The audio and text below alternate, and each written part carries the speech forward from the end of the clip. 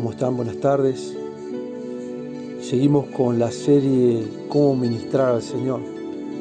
Dice la palabra en Hechos 16, 23, 24 y 25. Vamos a leer los 3 versículos. Hechos capítulo 16, versículo 23, 24 y 25. Dice en el versículo 23: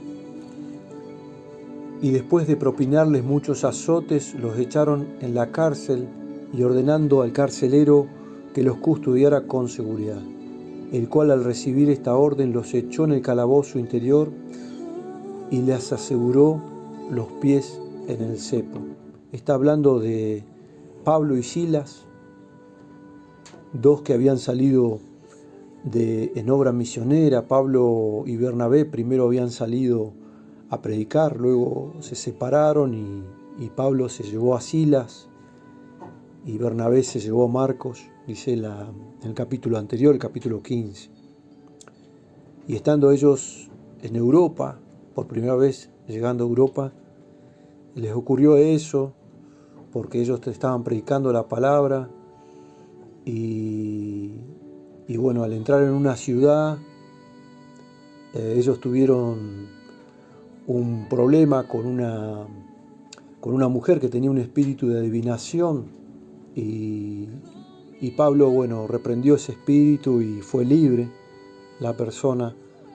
Entonces le sobrevino una prueba y dice que los azotaron, la misma gente del pueblo, ¿no es cierto? Los azotó. Y no solo eso, sino que además de eso los encarcelaron. Y la palabra de Dios que quería compartir hoy es cómo aprender a ministrar al Señor en medio de la injusticia, en medio de la prueba que quizás nosotros no esperábamos. Muchas veces nosotros cumplimos con la obra de Dios, cumplimos quizás con la voluntad de Dios, predicamos la palabra, llevamos adelante el Evangelio o inclusive servimos a Dios en nuestros trabajos, servimos a Dios con nuestro testimonio, donde estamos. Y como dice la palabra, ¿no es cierto?, tratamos de agradar a todos los hombres, pero muchas veces no sucede eso.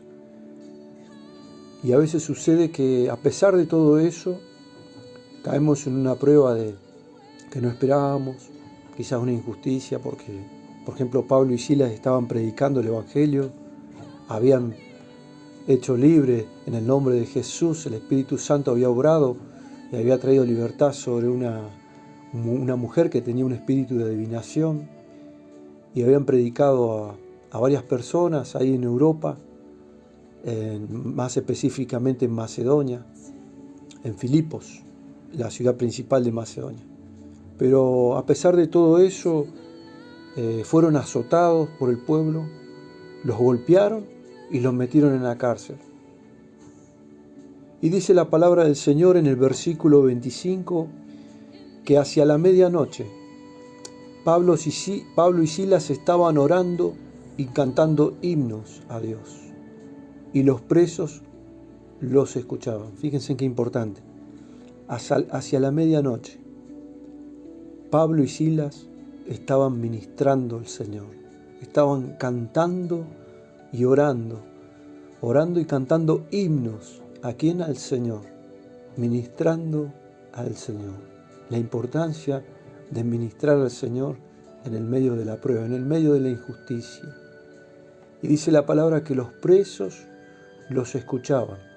Y repentinamente hubo un gran terremoto, hasta tal punto que fueron sacudidos los cimientos de la cárcel, y al instante todas las puertas fueron abiertas, y las cadenas de ¿quién? De todos, dice la palabra, fueron soltadas. Qué tremendo, ¿no? Qué tremendo, porque todos pasamos por esa medianoche. Todos en esta vida pasamos por una medianoche. Sin embargo, Pablo y Silas estaban orando y cantando a Dios. Habían aprendido a ministrar al Señor en el medio de una circunstancia difícil, y eso trajo libertad. no solo a ellos.